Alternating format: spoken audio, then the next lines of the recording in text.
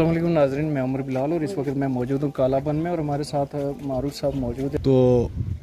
जहाँ तक गवर्नमेंट की तरफ से है, राशन के लिए जो है वो ऑनरेबल मिनिस्टर साहब आए थे, उन्होंने एडमिनिस्ट्रेशन को मुनासिब हदायत दी थी जिसके मुताबिक राशन जो है वो देने के लिए एडमिनिस्ट्रेशन जो है वो पाबंद है, वो दे रहे हैं। उसके अलावा जहाँ तक इनकी बाज़ाबादकारी का ताल्लुक है, कोई भी कुदरती आफत जब आती है, कुदरती तूफान जब आता है, तो वो सेकेंडों में ताश के पत्तों की तरह जो है वो सारे माहौल को बखेर देता है। तो उसको फिर स्ट्रीमलाइन करके बाज़ाबादकारी लोगों की करने के लिए वक्त दरकार होता है। गवर्नमेंट उस मामले में बहुत सीरियस है और बाज़ाब्ता जो है इनकी बाज़ाबादकारी के लिए पूरे इस वक्त जो है वो अपनी तरफ से लगे हैं। बहुत जल्दी उम्मीद है इंशाल्लाह कुछ जगह आइडेंटिफाई होके वहाँ इनके जो है आशने दोबारा खड़ा करने के लिए जगह भी जो है उसकी निशानदेही हो जाएगी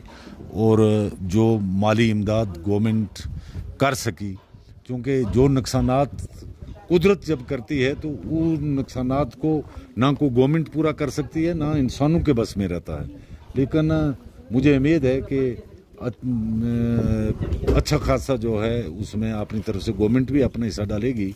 उसके अलावा मैं आपके चैनल के ज़रिए जो रज़ाकार तंजीमें हैं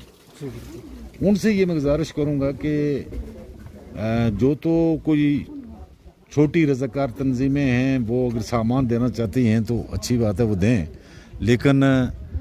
जिस तरह मेंढर जामा मस्जिद में अच्छा खासा चंदा हुआ है, आगे भी होने की उम्मीद है, ये इस तरह की कुछ जगह, तो मेरा ये मशवरा रहेगा, कई जगह मैंने रिक्वेस्ट की भी है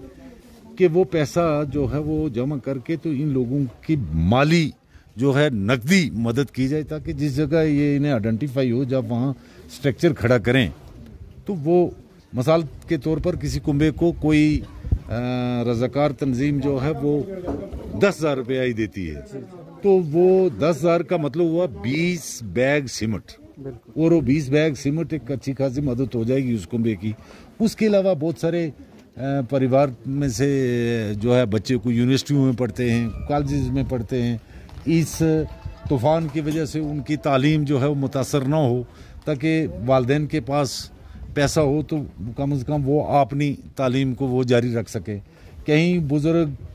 बहनें माएँ बुज़ुर्ग लोग बीमार भी हो सकते हैं, उनके इलाज के लिए पैसा किसी के पास ना हो। तो मेरी ये रिक्वेस्ट रहेगी कि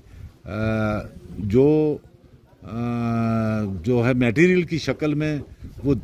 लाए हैं या लाना चाहते हैं, बहुत बहुत शुक्रिया उनका। लेकिन कुछ जो अभी